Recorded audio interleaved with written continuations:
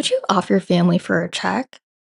Today, we're going to discuss the case of Paul Caneiro, who unfortunately took the lives of his own brother and his whole family, and why his brain told him that that was even okay to do.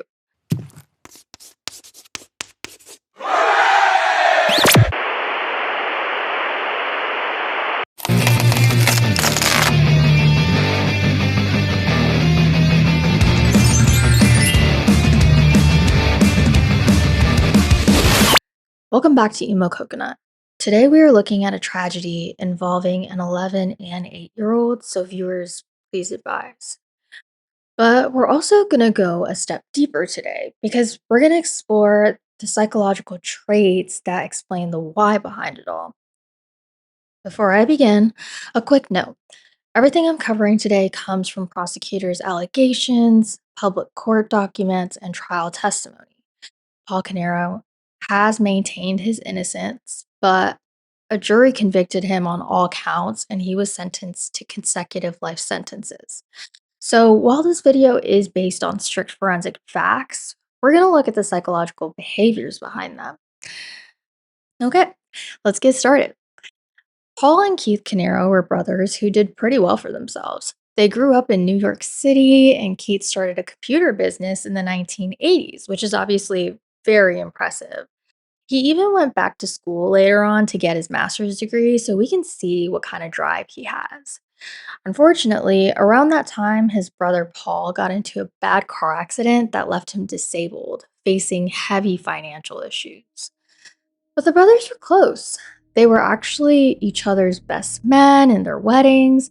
So in 2001, they teamed up to start a computer consulting business called Square One and a pest control company. So that's two companies that they created.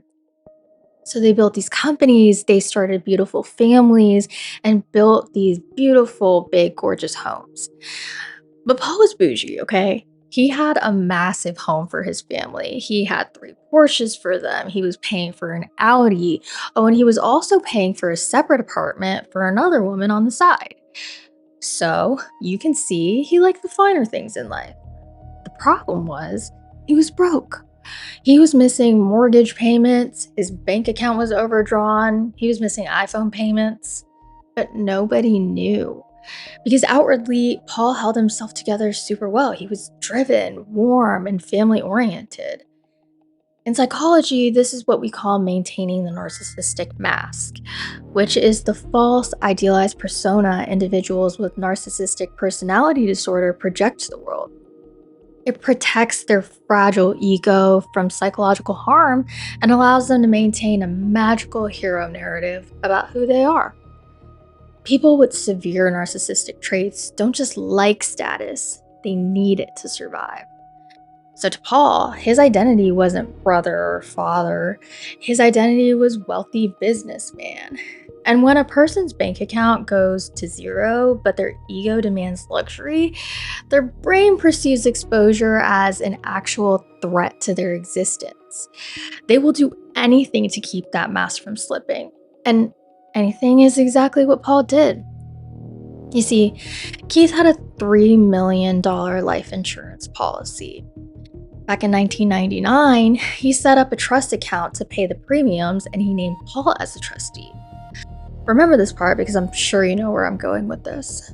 So, Paul's household expenses in 2017 and 2018 totaled more than $700,000. Where was that money coming from, you ask? You guessed it. Prosecutors showed that Paul drained roughly $78,000 from Keith's business accounts and transferred it to himself.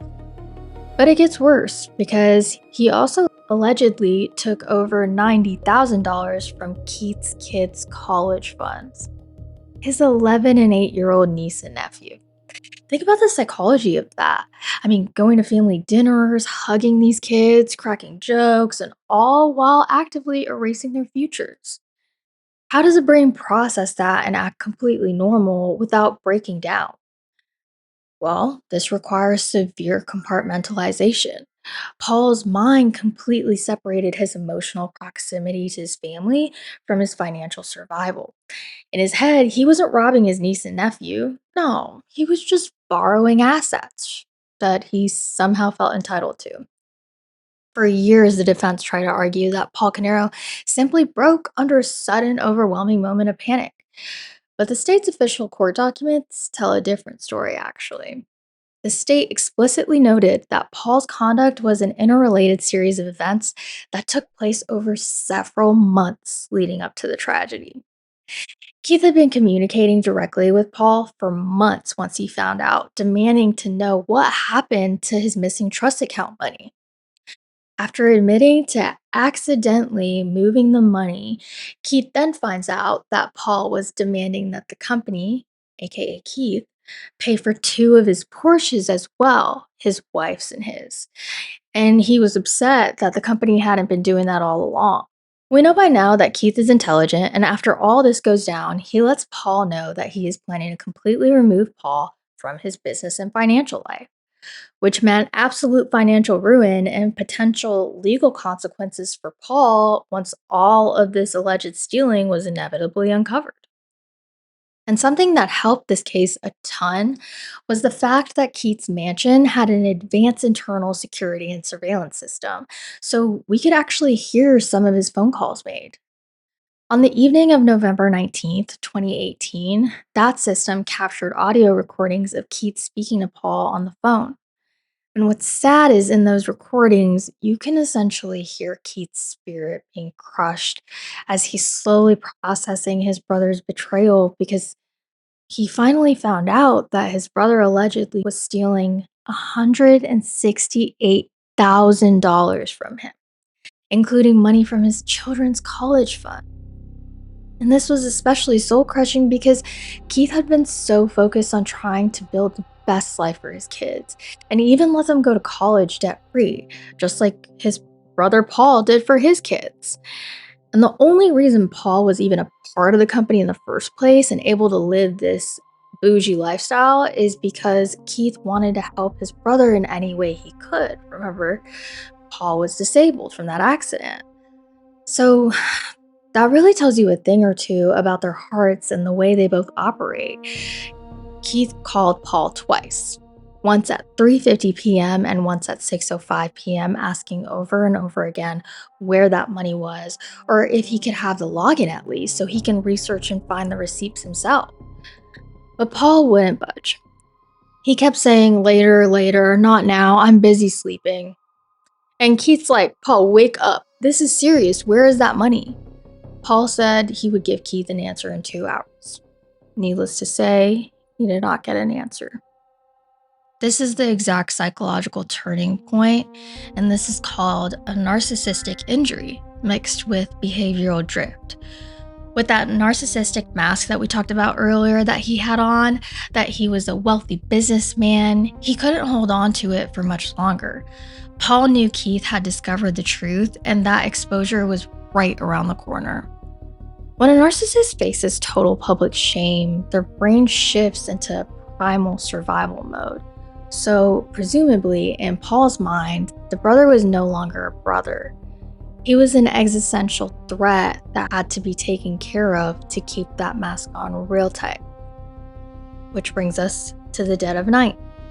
Sometime after midnight on November 20th, Paul drives over to Keith's mansion. But he doesn't just walk up to the door, no. He goes straight to the power lines to cut them. And the exact second the wires are cut, the mansion's surveillance system goes down. The electricity goes down, which wakes up Keith, of course. Keith wakes up in the dark. He's confused what's going on. So Keith starts texting Paul just to let somebody know that something's going on at his house, just like we would alert our friends and family if something weird happened. So at 3:14 a.m., he writes, "My power is totally out at home. Total AC failure." A few seconds later, "I use a manual switch in the basement, but nothing is working." At 3:17 a.m., "I'm not even sure what to do." And finally, at 3:18 a.m., Keith types his last words, The generator says AC failure, going outside to see if the generator is in the right mode.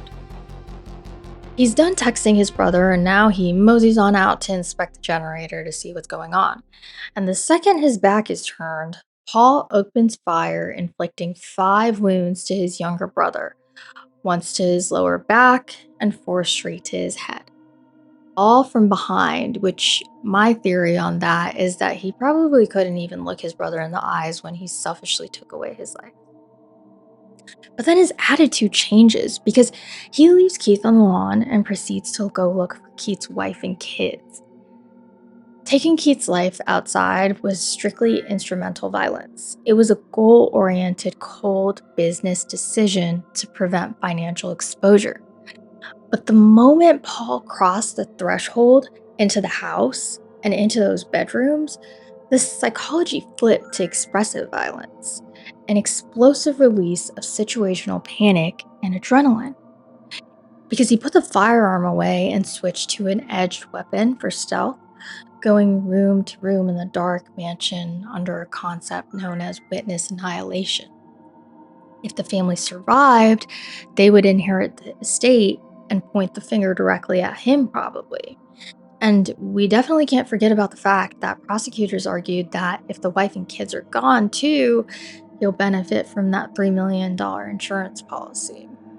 So he moved from room to room, starting with Jennifer, Kate's wife, by shooting and stabbing her multiple times.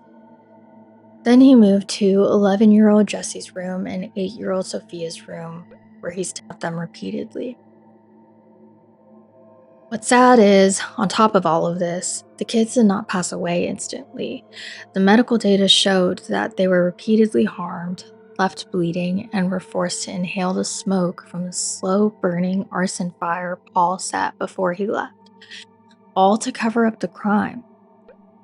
To add to the heartbreak, he stabbed 8-year-old Sophia 17 times.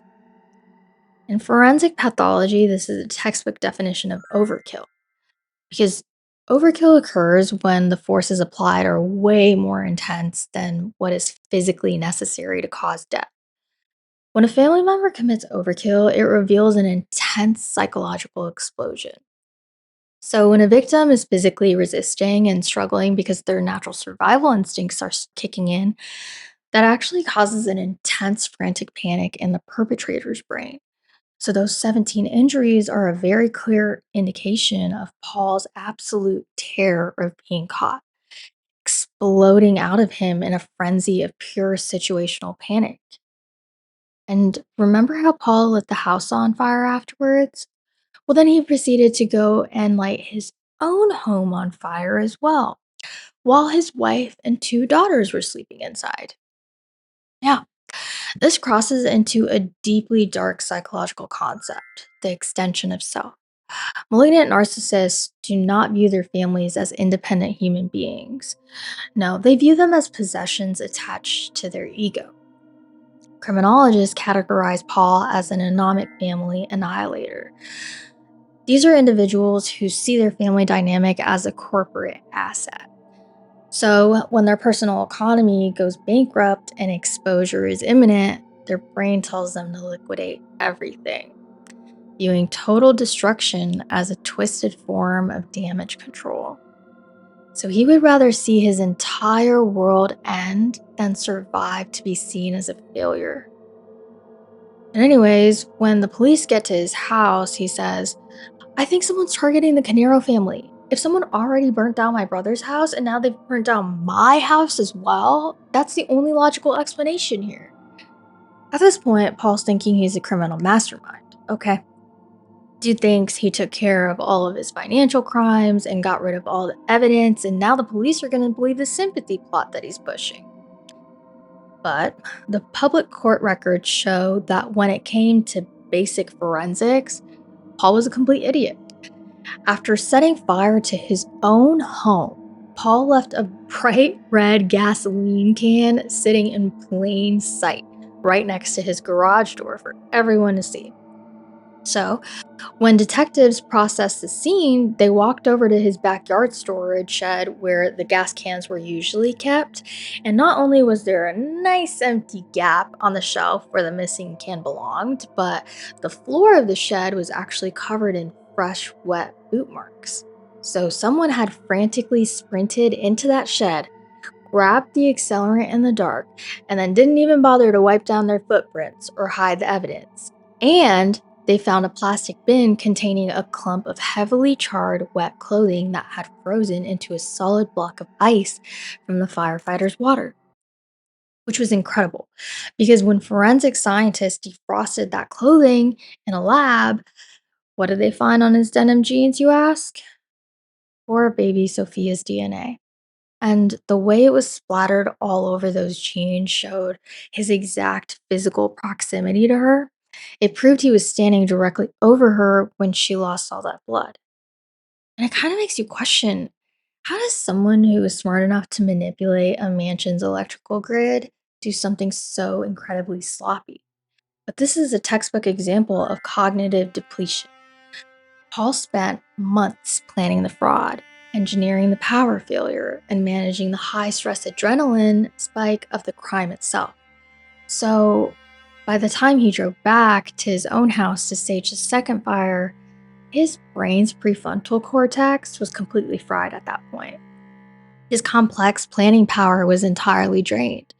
And under all that complex psychological exhaustion, he experienced severe tunnel vision, meaning he was so hyper focused on just getting the fire started that his brain literally forgot to notice where he dropped the can and all those footprints he left behind.